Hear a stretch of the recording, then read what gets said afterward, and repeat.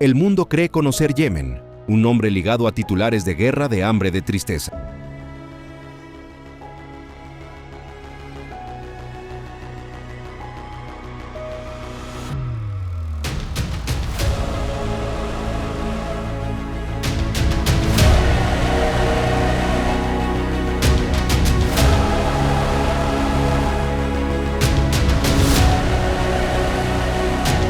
Sino tallado en piedra, susurrado en oraciones y floreciendo en lugares que ningún mapa se atreve a nombrar. Una tierra donde las ciudades emergen de la arcilla, donde las montañas esconden historias más antiguas que las escrituras.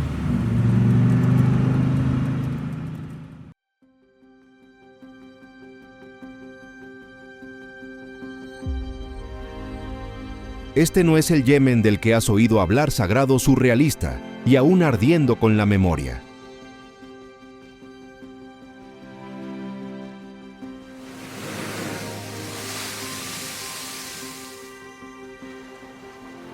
Hay lugares tan extraños, tan vírgenes, que ya no se sienten como la tierra. Este es uno de ellos. A solo 155 millas de la costa sur de Yemen.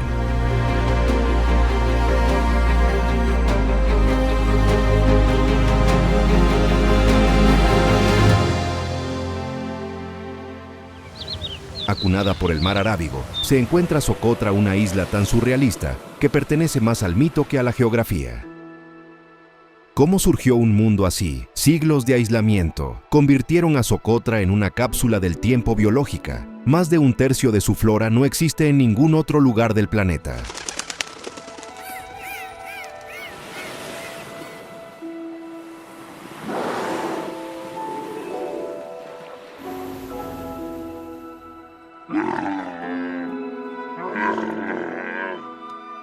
El más famoso, el árbol de la sangre de dragón. Su nombre es antiguo Dracaena cinnavari, pero la mayoría simplemente lo llama árbol de la sangre de dragón, elevándose como un paraguas arrancado de un cielo olvidado.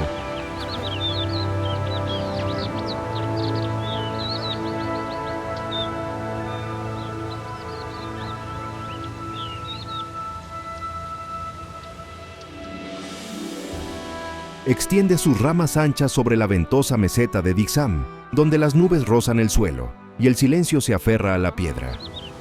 La gente de Socotra dice que estos árboles una vez brotaron de la sangre de un dragón herido caído en una batalla más antigua que la historia misma.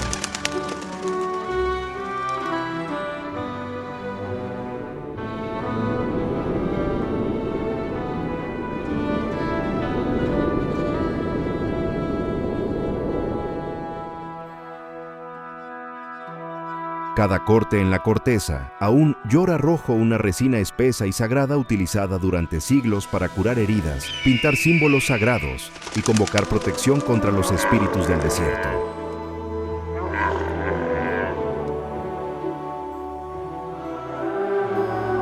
Pero la forma del árbol no es un accidente del mito. En este altiplano de piedra caliza y niebla el agua escasea, y el árbol de la sangre de dragón ha aprendido a beber del aire mismo.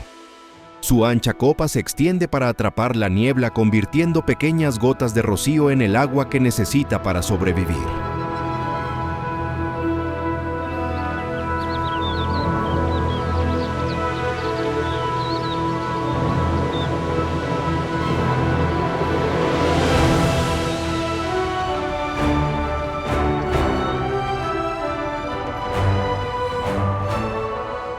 Algunos dicen que estos árboles han permanecido por siglos, y cuando el viento susurra entre sus copas, los ancianos cuchichean. Es el sonido de algo ancestral aún vivo.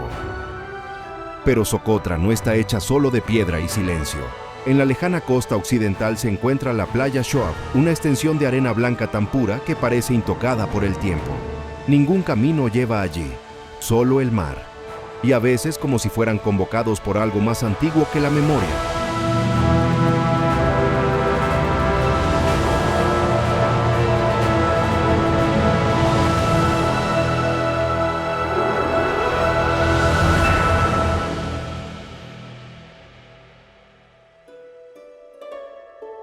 Los delfines nadan junto a la barca. Los lugareños dicen que es un buen augurio.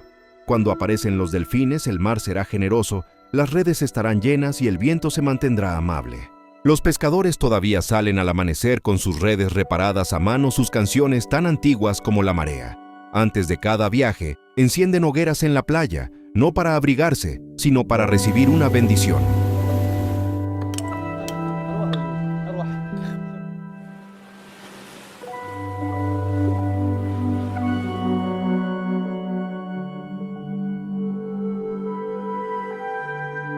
Aquí el mar no es solo un lugar para pescar, es un espíritu vivo.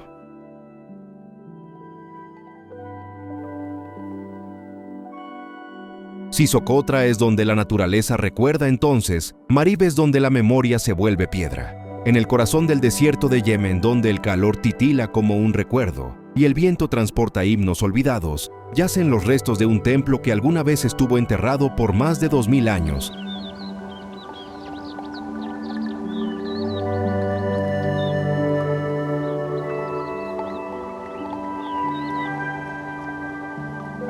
Mahram Bilqis, el templo del dios Luna y el corazón sagrado del antiguo reino de Saba. Hoy los arqueólogos lo conocen como el templo de Barán, un nombre arraigado en la ciencia pero que aún resuena con el mito.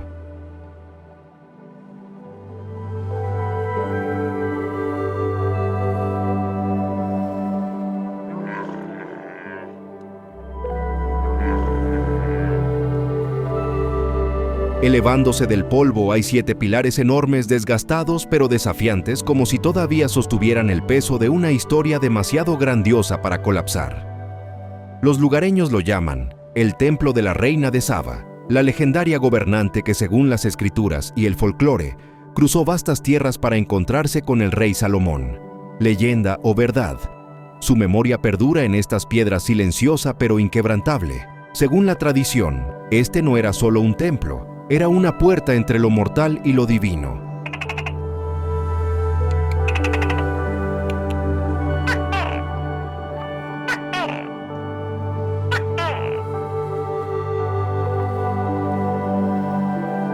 Un lugar donde el incienso ardía día y noche, y donde los sacerdotes observaban el ciclo de la luna como un reloj divino.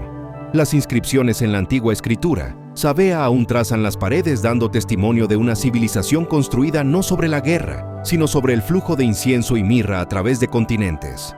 Durante más de 2000 años, las arenas cubrieron este templo, ocultando sus secretos al mundo.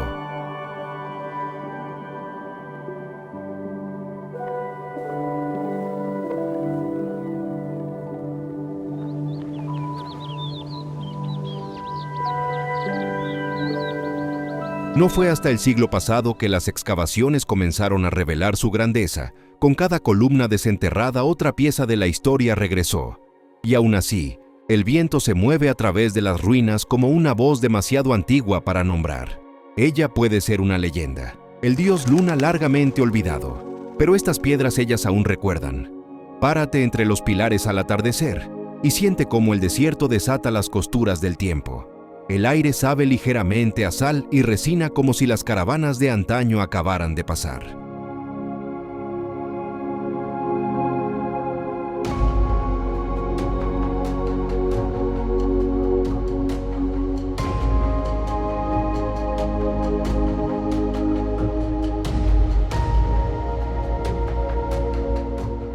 Las sombras se extienden sobre las piedras talladas como oraciones fantasmales, y el silencio zumba con una energía más antigua que las escrituras.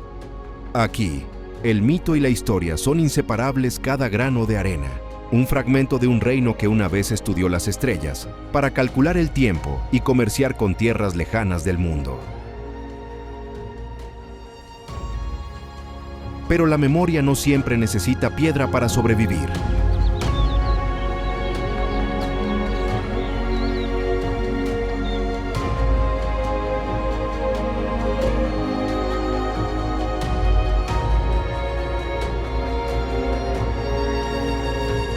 A veces se aferra a través del barro, y las manos transmitida no en las escrituras, sino en la forma en que se reconstruyen las paredes y se susurran las oraciones antes de las lluvias.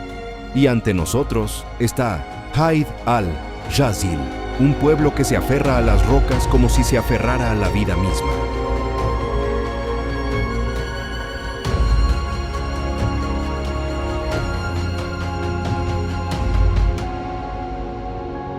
Aferrado a un monolito gigante en el corazón de Wadi Dawan, el pueblo de Haid al-Yazil parece menos algo construido y más algo que ha brotado de la tierra misma.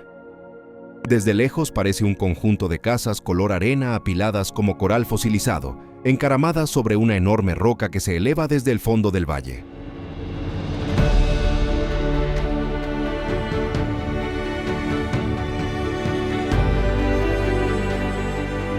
No hay grandes puertas, no hay caminos visibles, solo silencio, acantilados y el lento ritmo de la supervivencia. Hecho enteramente de adobe y piedra, el pueblo ha permanecido aquí, durante siglos expuesto a inundaciones repentinas, al tiempo y al lento desgaste del aislamiento.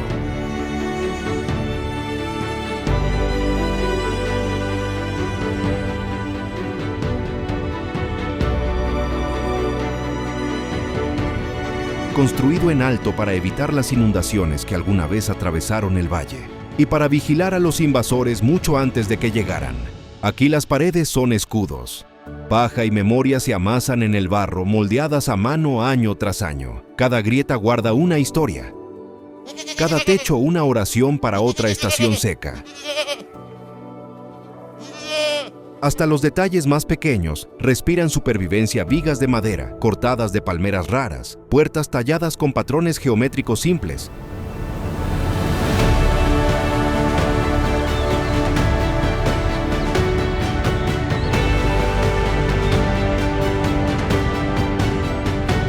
Y ventanas estrechas diseñadas no para el espectáculo, sino para la sombra y la defensa. Cuando cae el crepúsculo, todo el asentamiento brilla con el color de la arcilla cocida, una brasa suave contra los acantilados que se oscurecen, y el valle resuena con la llamada a la oración, que se eleva como un hilo entre la tierra y el cielo.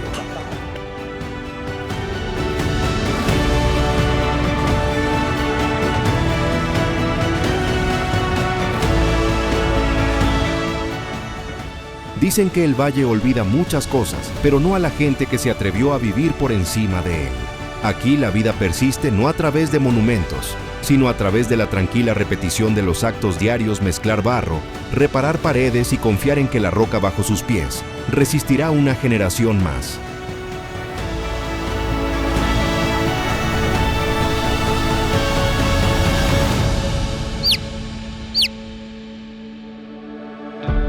En ese ritmo de supervivencia yace una verdad más duradera que la piedra, la resiliencia no grabada en monumentos, sino vivida en silencio día tras día, en una tierra que el mundo casi ha olvidado.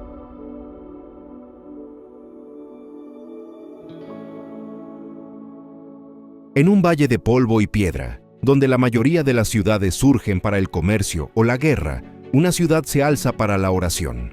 Desde arriba, Tarim brilla como una visión, un pequeño pueblo desértico, casi completamente blanco, envuelto en silencio y sol.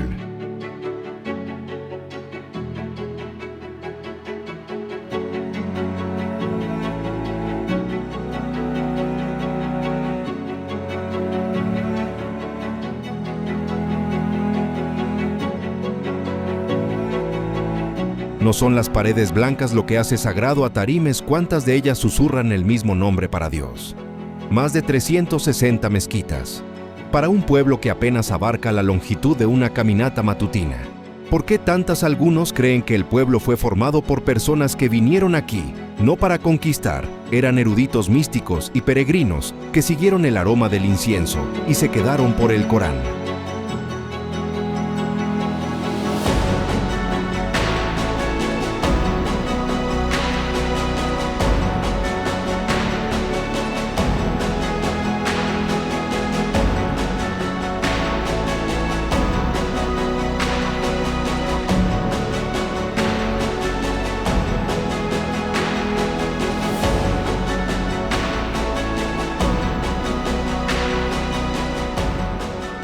Durante siglos, Tarim ha sido el corazón de la erudición islámica en Yemen, el lugar donde los hijos de las tribus del desierto se convirtieron en imanes y los padres enviaban a sus hijos no al mercado, sino a la mezquita. especialmente el minarete Al-Mihdar, que se eleva más de 160 pies hacia el seco cielo del desierto, construido enteramente con ladrillos de barro secados al sol. Sin acero, sin cemento, solo arcilla, luz solar y fe.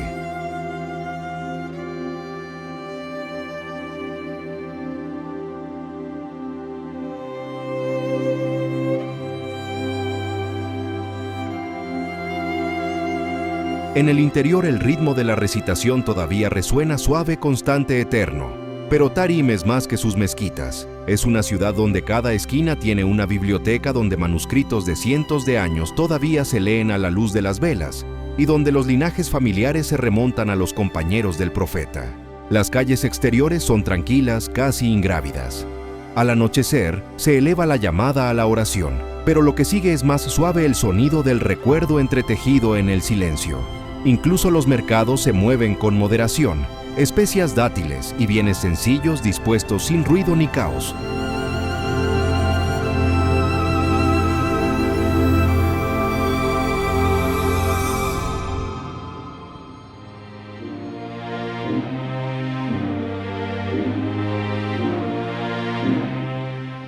Como si el propio comercio se inclinara ante el ritmo de la devoción. Los viajeros dicen que Tarim se siente menos como un pueblo y más como un santuario sin paredes, un lugar donde la fe se fusiona con la vida diaria sin límites, entre lo sagrado y lo ordinario.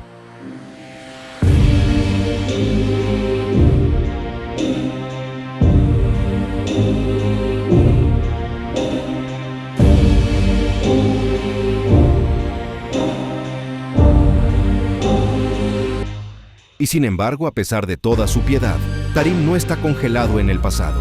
Sus eruditos viajan por todo el mundo islámico, llevando el legado espiritual de Yemen a El Cairo, Damasco, Yakarta, incluso mientras la ciudad misma permanece anclada en el valle, inalterada en esencia durante siglos. Aquí, bajo el sol del desierto, el tiempo se siente más lento, estirado por la oración y la memoria. No todas las ciudades están hechas para conquistar el espacio. Tarim es uno de esos lugares raros construidos para descender hacia adentro, hacia la memoria, hacia la oración, hacia el silencio eterno de la fe.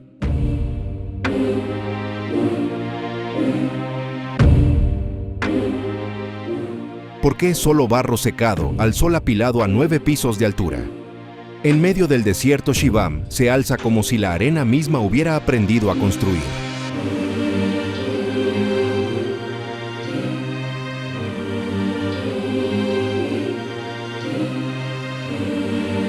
A menudo llamada el Manhattan del desierto, ese nombre solo describe su altura, no las historias y los siglos que contiene.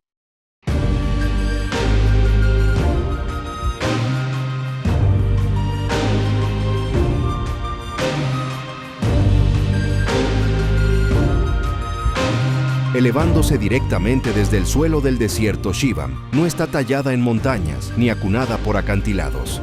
Torre tras torre de barro secado al sol que suben de 7 a 9 pisos de altura, hombro con hombro como un bosque de arcilla.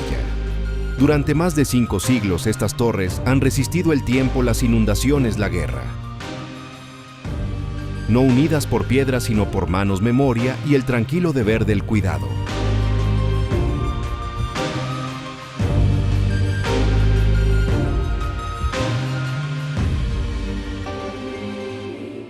En Shibam, mantener los edificios en pie significa mantener vivo el pasado. Las escaleras se enrollan apretadamente entre las paredes de barro, trazando caminos verticales como venas a través de la arcilla. Las habitaciones están apiladas, no extendidas, estrechas, sombreadas y frescas, diseñadas para sobrevivir al calor sin electricidad. Cada edificio se inclina ligeramente hacia el siguiente, compartiendo sombra, formando una densa geometría como una fortaleza del desierto, hecha de aliento y equilibrio.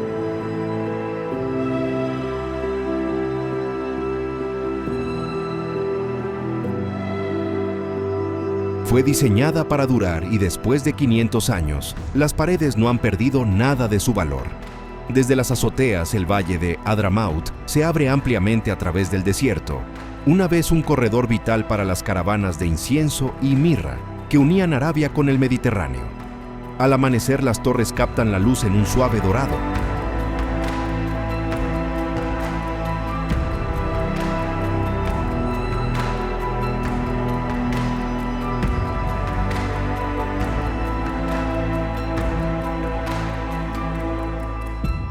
Al anochecer se oscurecen al color del suelo del desierto, fusionándose de nuevo con la tierra que las vio nacer.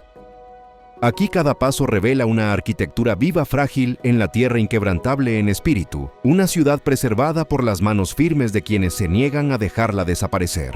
Para los forasteros puede parecer frágil. Sin embargo, durante siglos, esta ciudad frágil ha resistido inundaciones y tormentas que borraron otras ciudades.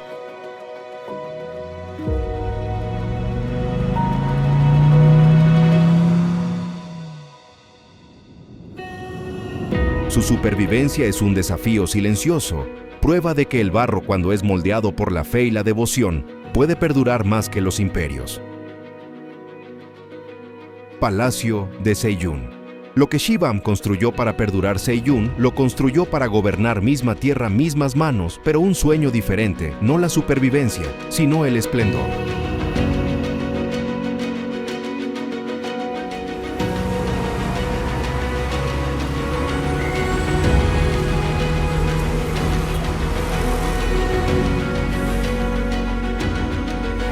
Un palacio no tallado en mármol, sino prensado de barro pintado de blanco y hecho para gobernar.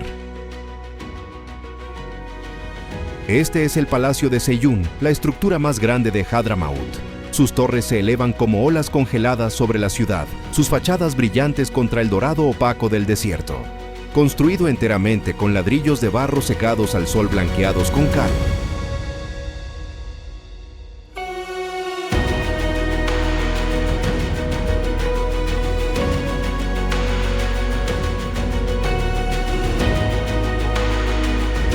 Fue una vez el corazón político y administrativo del sultanato Katiri, un reino ya desaparecido pero nunca del todo borrado. Desde la distancia parece casi irreal, simplemente audaz, vertical, monumental. En el interior la luz se desliza por corredores arqueados y techos pintados, algunos aún marcados con motivos florales y caligrafía coránica. Hoy el palacio funciona como museo, albergando la memoria de la región en vidrio y silencio. Pero en sus paredes aún se puede sentir el ritmo de los pasos que alguna vez se apresuraron por la política, los rituales y los días reales hace mucho tiempo desaparecidos. En la sala central, las sombras se alargan sobre los suelos de baldosas, como si se resistieran a marcharse. No respira como algo vivo, perdura como algo sagrado. No solo un palacio, sino un recuerdo de poder aún conservado en paredes que se niegan a olvidar. Sin embargo, el Palacio de Seiyun es más que su tamaño y esplendor. Dentro de sus habitaciones yacen rastros de decretos reales, una vez firmados apresuradamente, de banquetes celebrados bajo la luz de los faroles de decisiones que dieron forma a los valles más allá de sus muros. Cada balcón una vez contempló procesiones, cada escalera una vez soportó el peso de gobernantes que convirtieron el barro en majestuosidad. Incluso ahora entra en sus patios y siente un silencio pesado de memoria.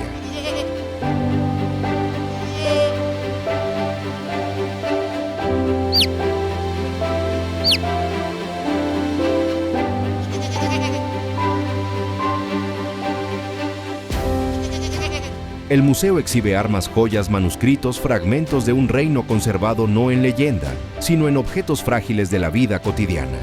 Las paredes encaladas, aunque desgastadas por el sol y la arena, aún brillan levemente como si se negaran a renunciar a su dignidad.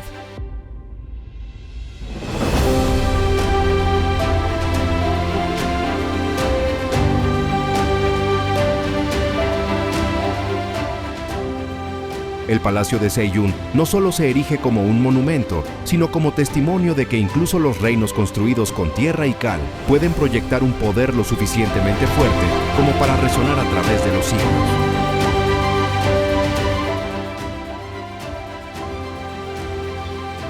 Las paredes blancas de Seiyun se desvanecen detrás de ti, su tranquila grandeza disolviéndose en la neblina ámbar de las montañas Haras, y adelante la tierra se eleva en pliegues dentados de piedra. Aquí donde los ecos del poder se han desvanecido, la supervivencia cuenta una historia más cruda, acantilados de roca viva y casas que parecen brotar, no construirse, elevándose desde el hueso de la montaña. En lo alto de esta escarpada cadena, Al-Hayara se aferra a un acantilado como una visión tallada en piedra sus casas, agarrándose a la ladera de la montaña, como si la gravedad hubiera sido engañada.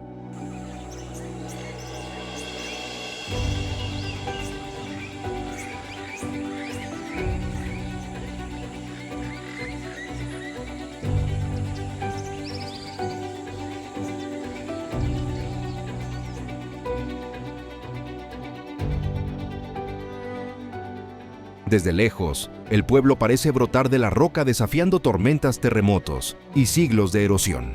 ¿Cómo hace cientos de años la gente fijó casas enteras a paredes de roca pura, sin herramientas modernas?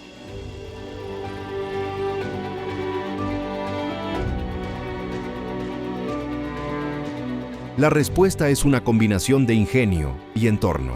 Cada casa fue construida con piedra cortada a mano, apilada sin mortero, pero encajada con tanta precisión que las paredes han resistido durante más de 3 siglos.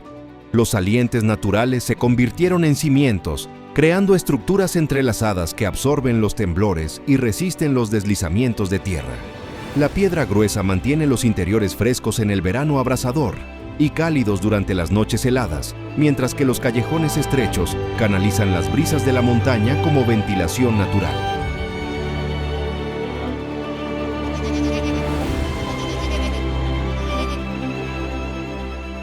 Cada bloque fue transportado por empinados y tortuosos senderos solo con fuerza humana, una hazaña de resistencia que refleja la determinación de las familias que eligieron vivir a tales alturas. Desde dentro, el pueblo se siente como un laberinto con escaleras que suben entre terrazas, puertas talladas directamente en la roca y tejados que sirven como caminos a la casa contigua. La vida se desarrolla verticalmente, estrechamente cosida a la piedra. Pues generaciones aquí han medido el tiempo, no por calendario, sino por estaciones de lluvia y cosecha, sus vidas marcadas por la propia montaña. Más fuerte que el concreto moderno, la arquitectura vernácula de Al-Hayara es una prueba de que la belleza y la permanencia pueden surgir del paisaje más duro cuando la habilidad humana y la naturaleza se encuentran.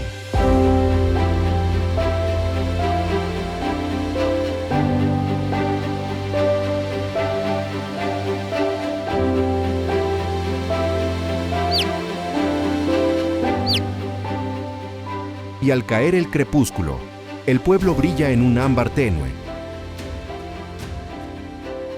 fusionándose con los acantilados hasta que parece menos un lugar hecho por personas y más una visión que la propia montaña eligió conservar. El sendero se adentra en las montañas, Haraz, donde las crestas se elevan como cuchillas de la tierra.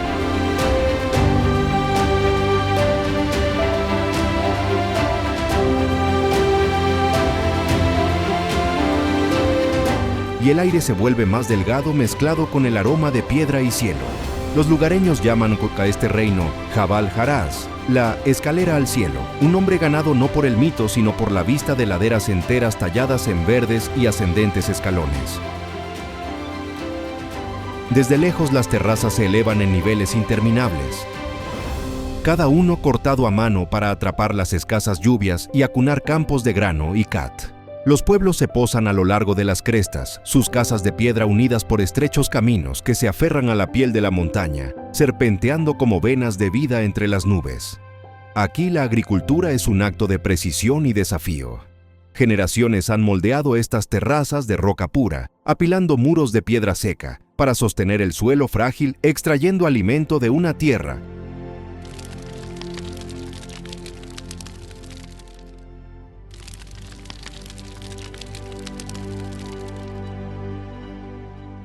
que no debería ofrecer nada. El agua extraída de las nieblas pasajeras y las breves tormentas de montaña se transporta hacia arriba a mano y se guarda en cisternas secretas. Los muros de piedra no solo contienen tierra, sino siglos de paciencia, cada terraza un pacto silencioso entre la tierra y el cielo.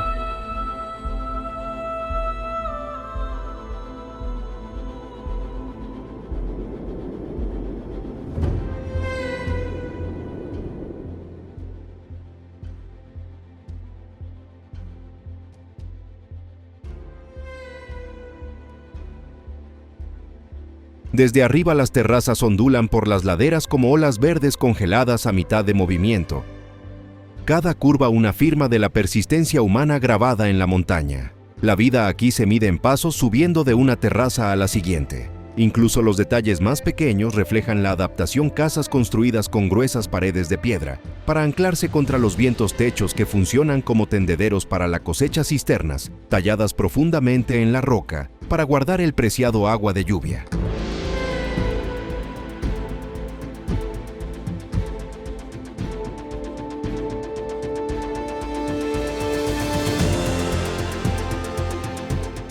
Jabal Haraz se siente menos como una tierra de cultivo que como un sueño de equilibrio, donde la gravedad parece fluctuar y las montañas fluyen sin problemas hacia el cielo infinito.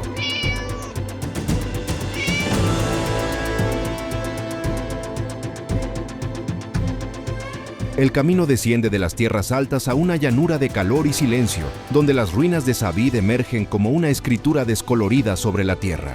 Una vez un centro luminoso de aprendizaje islámico, la ciudad ahora se encuentra medio borrada, sus antiguas murallas desmoronándose bajo el peso de los vientos tosalinos y el abandono.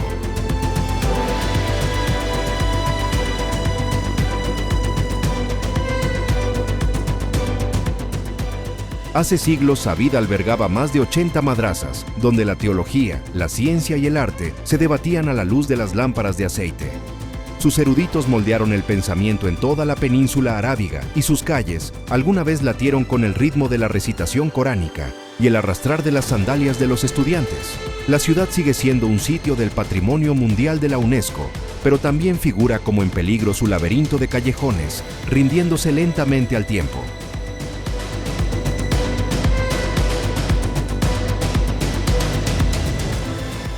Fragmentos de yeso tallado se aferran a marcos de puertas inclinados y estrechos senderos de piedra conducen a través de muros donde la caligrafía se ha desdibujado en polvo.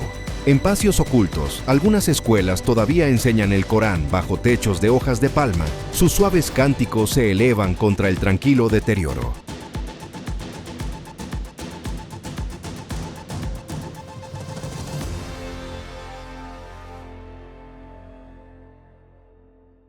Savid se siente menos desierta que silenciosamente suspendida, como si la sabiduría que una vez guardó todavía murmurara dentro de las paredes fracturadas, esperando una mente dispuesta a escuchar.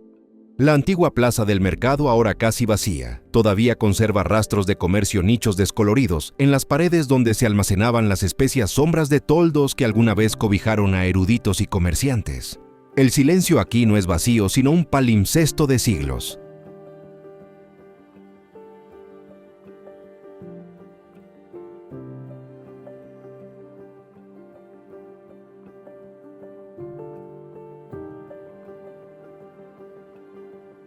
Savid permaneció ya no la ciudad vibrante que alguna vez fue, sino como un frágil manuscrito grabado en arcilla, susurrando que la sabiduría nunca es borrada por el tiempo, solo espera a aquellos que leerán su silencio.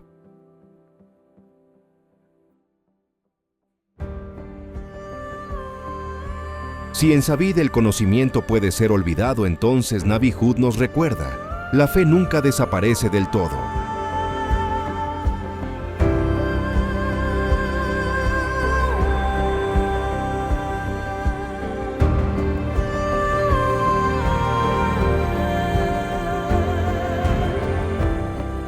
Muy por encima de los valles de Hadramaut, donde la tierra se eleva en acantilados y el viento nunca descansa, un solitario santuario blanco se aferra a la ladera, no grandioso, no ruidoso, pero siempre está ahí.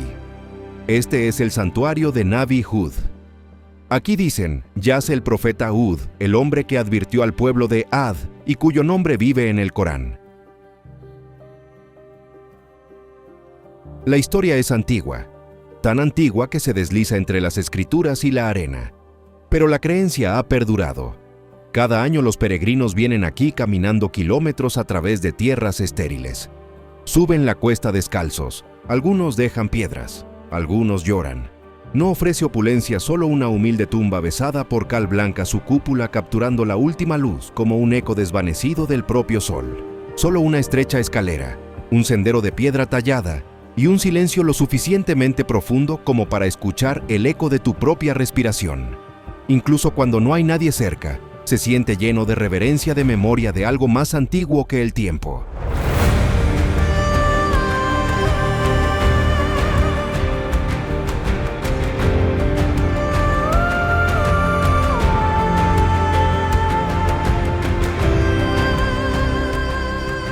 Durante la peregrinación anual, las familias montan tiendas sencillas a lo largo del valle encendiendo pequeñas hogueras que brillan contra los acantilados oscuros.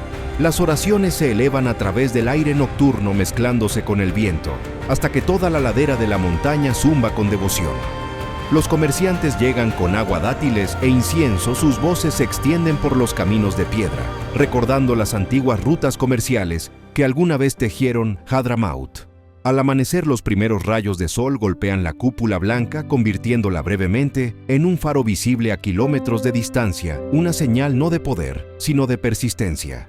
Durante la peregrinación anual, las familias montan tiendas sencillas a lo largo del valle, encendiendo pequeñas hogueras que brillan contra los acantilados oscuros. Las oraciones se elevan a través del aire nocturno, mezclándose con el viento, hasta que toda la ladera de la montaña zumba con devoción. Los comerciantes llegan con agua, dátiles e incienso. Sus voces se extienden por los caminos de piedra, recordando las antiguas rutas comerciales que alguna vez tejieron Hadramaut. Al amanecer, los primeros rayos de sol golpean la cúpula blanca, convirtiéndola brevemente en un faro visible a kilómetros de distancia, una señal no de poder, sino de persistencia. Nadie sabe con certeza si el profeta Hud está enterrado aquí, y quizás ese no sea el punto. En lugares como este, la fe no pide pruebas. Solo ven y siente la magia y la sacralidad de este lugar. Así que quizás lo que importa no es lo que yace debajo de las piedras, sino lo que todavía se agita por encima de ellas. Al norte de Saná, donde las colinas comienzan a plegarse y el viento habla en tonos más frescos, se eleva un solo palacio, no al lado de una roca, sino dentro de ella. Este es Dar al-Hajjar, el Palacio de la Roca. Un refugio real de verano construido en el siglo XVIII, aunque la roca debajo de él ha guardado historias mucho más antiguas.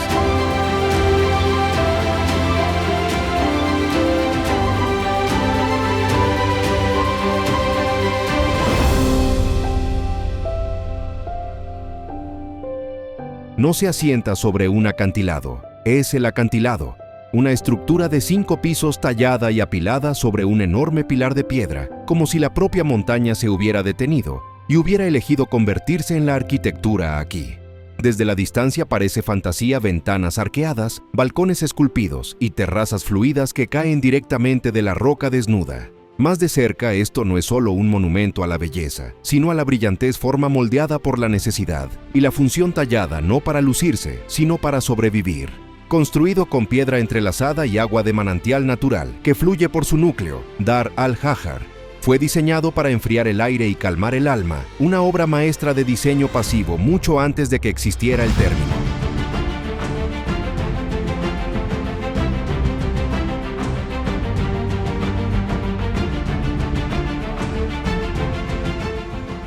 En el interior, las escaleras de caracol suben como venas a través de la piedra. Cada nivel revela un nuevo ritmo de luz y sombra, como si el tiempo mismo se ralentizara para admirar la arquitectura.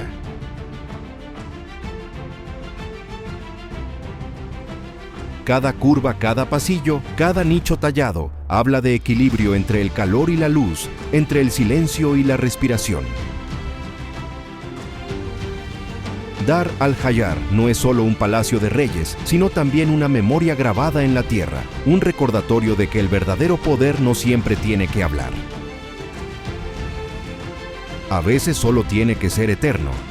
Las leyendas dicen que la roca misma fue considerada sagrada mucho antes de que el palacio se alzara un lugar de antiguas reuniones y oraciones susurradas. Construir sobre ella no fue un acto de dominación, sino de continuidad, tejiendo la presencia real en algo ya reverenciado. Incluso ahora el manantial del palacio todavía ofrece agua a los aldeanos, prueba de que Dar al-Hajjar nunca fue solo un refugio real, sino una línea de vida, un oasis, un refugio tallado en piedra. Visto contra las colinas se siente menos como arquitectura y más como una visión, un palacio nacido de la roca, perdurable como la roca, y destinado a sobrevivir a quienes una vez gobernaron dentro de él.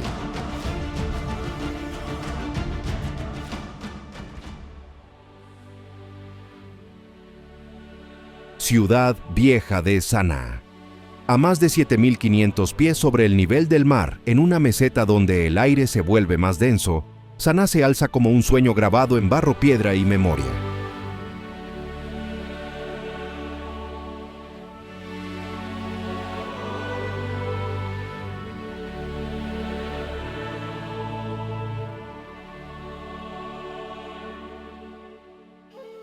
Desde arriba una ciudad de ocre y cal, como pan de jengibre moldeado por siglos. Cada tejado una invocación silenciosa, cada callejón una línea de verso viviente. Esta es una de las ciudades continuamente habitadas más antiguas de la Tierra, pero no grita su edad. La lleva puesta silenciosa intrincadamente en los vitrales que esparcen la luz matutina.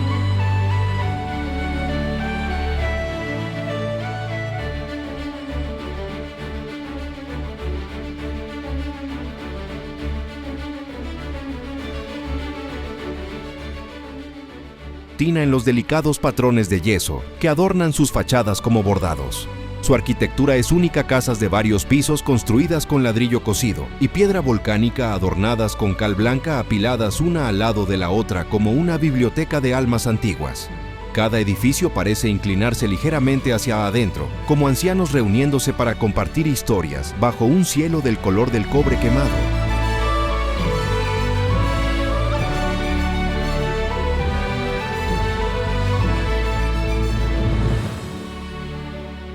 El tiempo se mueve diferente aquí, no hacia adelante, sino hacia afuera en círculos en la llamada a la oración, en tazas de kishir especiado que pasan de mano en mano.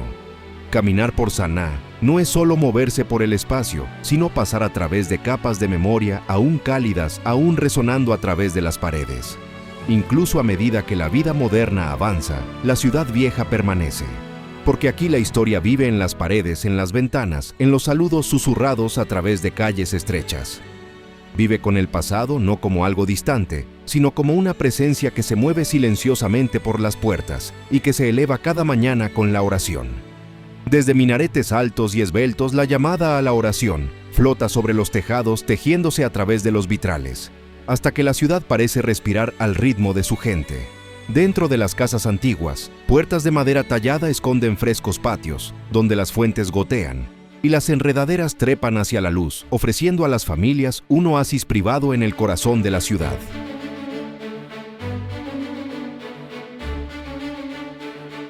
Incluso hoy, a pesar de guerras y tormentas de cambio, Saná mantiene intacta su identidad.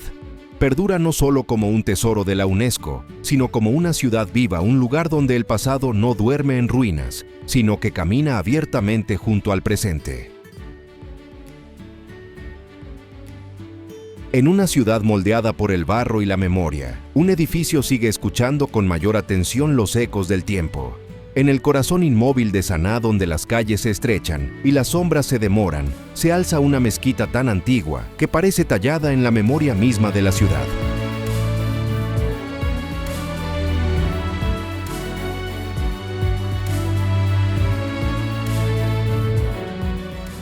Esta es la gran mezquita de Saná, que se cree fue construida en el siglo VII durante la vida del profeta Mahoma. Y aunque las fechas puedan desdibujarse en leyenda, las piedras han sido recordadas. Aquí no hay grandeza, ni oro, ni minaretes imponentes que dominen el cielo. Solo paredes encaladas, arcos suaves y un silencio tan completo que incluso la luz pisa con suavidad.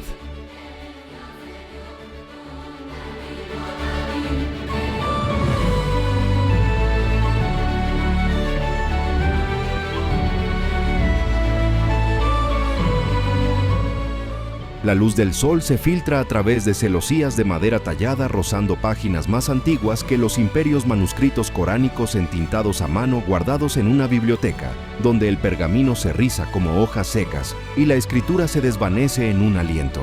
En el interior no hay sensación de que el tiempo pase.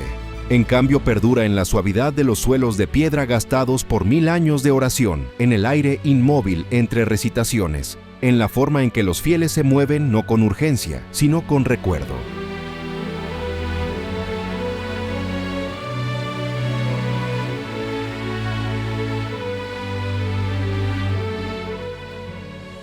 La gran mezquita no fue concebida para la grandeza, fue concebida para perdurar, para llevar los siglos con fuerza silenciosa, para preservar su sacralidad inherente.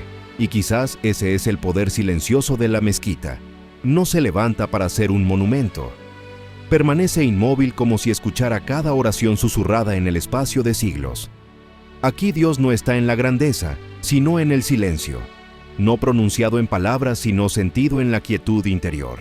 Las leyendas cuentan que fragmentos de los primeros Coranes conservados aquí fueron escondidos en las propias paredes, solo redescubiertos por casualidad siglos después, como si el edificio eligiera cuándo revelar sus secretos.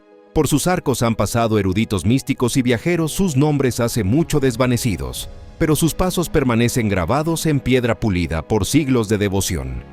La mezquita no es solo un lugar para entrar, sino un lugar para encontrar un silencio que mueve el alma a la reverencia. Y así, después de más de 1000 años, la gran mezquita de Sana sigue siendo lo que estaba destinada a ser, no un símbolo de poder, sino un recipiente de oración, donde el silencio habla más fuerte que la piedra.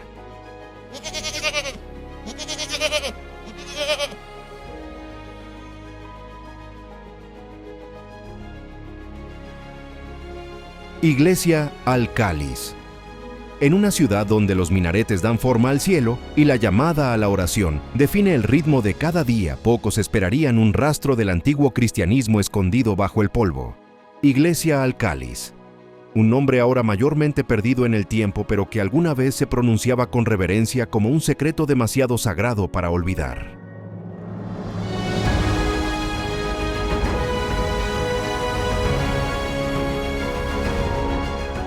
Construida en el siglo VI bajo el dominio etíope, estaba destinada a ser la catedral más grande de todo el sur de Arabia. El mármol fue importado de Constantinopla. Los mosaicos brillaban como estrellas en el techo. Algunos decían que rivalizaba con las iglesias de la propia Bizancio. Pero el tiempo no tiene favoritos, y la fe, como el imperio, cambia. Hoy poco de Al-Cáliz permanece sobre el suelo, solo fragmentos, un arco roto, un puñado de piedras, el eco de cruces griegas débilmente grabadas en yeso. Pero bajo tierra los arqueólogos han descubierto la memoria, pisos de mosaico, patrones florales, vidrios de colores aún aferrados a la sombra. Como si la belleza, una vez colocada aquí, se negara a irse por completo. Los viajeros del pasado escribieron sobre su magnificencia de puertas chapadas en oro y lámparas que ardían sin cesar, llenando la nave con una luz ininterrumpida. Para ellos, Al-Cáliz no solo era una iglesia, sino una señal de que la creencia podía irradiar incluso desde el corazón del desierto. En una tierra tan profundamente definida por el Islam, la existencia de esta iglesia se siente casi mítica, pero fue real, y por un breve momento fue grandiosa. Una casa de culto que se alzó antes que los minaretes que cantó, antes de que el Adán resonara por primera vez en Saná. Aquí ya no se celebran servicios, ni incienso ni himnos. El silencio mismo se ha convertido en su última liturgia, un himno de ausencia que todavía resuena a través de las piedras rotas.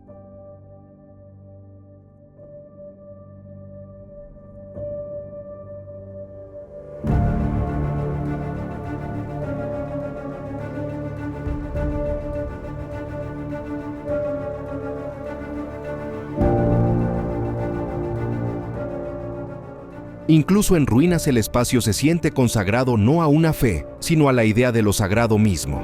En el silencio, lo que perdura no es la creencia en el conflicto, sino el eco de algo más antiguo, que la fe tiene muchas formas. Y a veces las ruinas de una creencia no borran, sino que expanden el horizonte de la memoria, recordándonos que Saná fue una vez una encrucijada de devoción, y que lo sagrado siempre ha sido más grande que cualquier voz individual.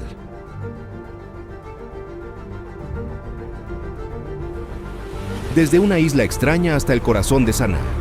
El viaje a través de Yemen no es solo moverse en un mapa, sino también viajar a través de recuerdos, fe y el poder de la supervivencia.